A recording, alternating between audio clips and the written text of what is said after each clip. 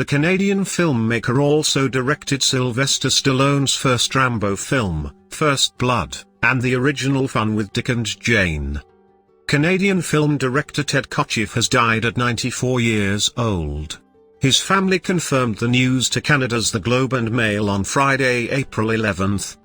Kotcheff directed dozens of films from just about every genre, from 1982's First Blood, the first film starring Sylvester Stallone as troubled Vietnam veteran John Rambo, to the 1989 dark comedy Weekend at Bernie's.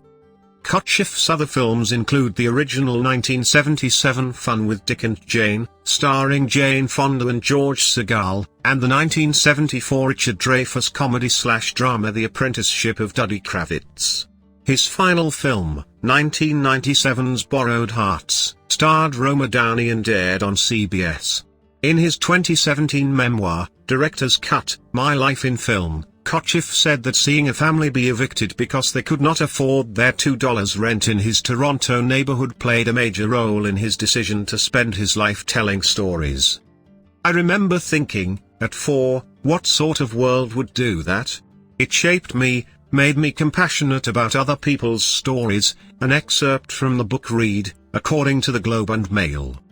Kotcheff earned a degree in English literature at the University of Toronto. In a 2014 interview with Variety, Kotcheff said Russian playwright Anton Chekhov was his favorite writer. I am not the judge of my characters, and that became part of my artistic credo. That's how I approach all of my characters, he said of how Chekhov influenced his works.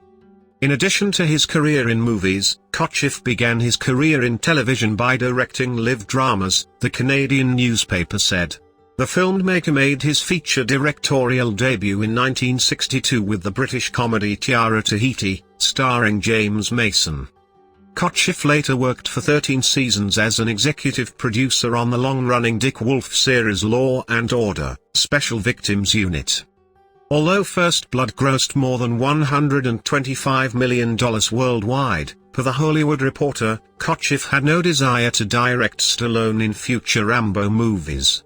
They offered me the first sequel, and after I read the script I said, in the first film he doesn't kill anybody.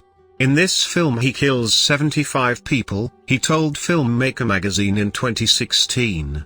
It seemed to be celebrating the Vietnam War, which I thought was one of the stupidest wars in history. 55,000 young Americans died and so many veterans committed suicide. I couldn't turn myself inside out like that and make that kind of picture.